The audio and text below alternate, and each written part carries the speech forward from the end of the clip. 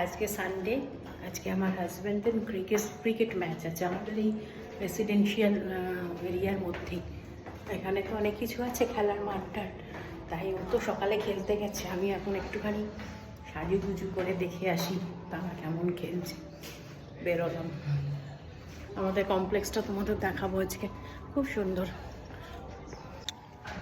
এই দেখো, আমি বেরিয়ে পড়েছি, যাচ্ছি একটু দেখে আসি কেমন খেলছে। অনেকদিন তো খেলে না, প্র্যাকটিস নেই। আগে খুবই ভালো খেলতো, তবু একবার দেখে আসি। আমি গেলে আবার না আউট হয়ে যায়, ভয় লাগে, তবু যাই।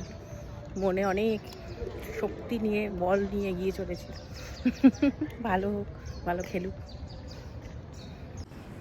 এই যে আমাদের কমপ্লেক্সে আমাদের চলার পথের দুদিকে এরকম গাছ থাকে, একদম সবুজে মোড়া, এবং এখানে ফ্ল্যাটসও আছে, আবার ছোট ছোট কটেজও আছে।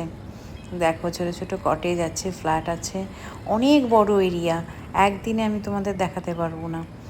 তো আমাদের যাবার পথে, আমার যাবার পথে যেটুকুনি অংশ পড়ছে সেটুকুনি অংশ তোমাদের আমি দেখাচ্ছি। দেখো কটেজগুলো কি সুন্দর, আর আমরা যখন হাঁটি না ভীষণ সুন্দর লাগে, ভালো লাগে। রোদ থাকলেও অসুবিধা হয় না, এত ছায়া। এই যে আমি পৌঁছে গেছি গ্রাউন্ডে। এই যে নেমেছে আমার বড় মহাশয় ব্যাটিং করতে।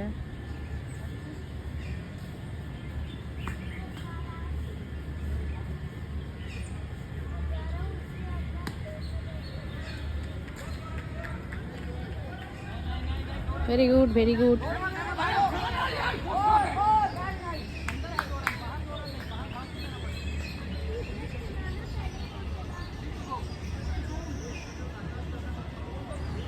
একটুখানি দেখার পর চলে এসেছি, আবার আমাকে দেখতে পাবে।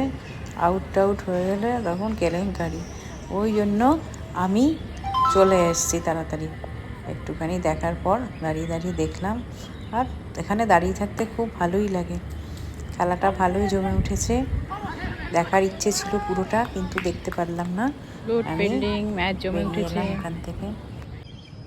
এখানে বসে বসে ম্যাচ দেখছে না, একটু মোবাইল নিয়ে খেলা করছে, সুযোগ পেয়েছে।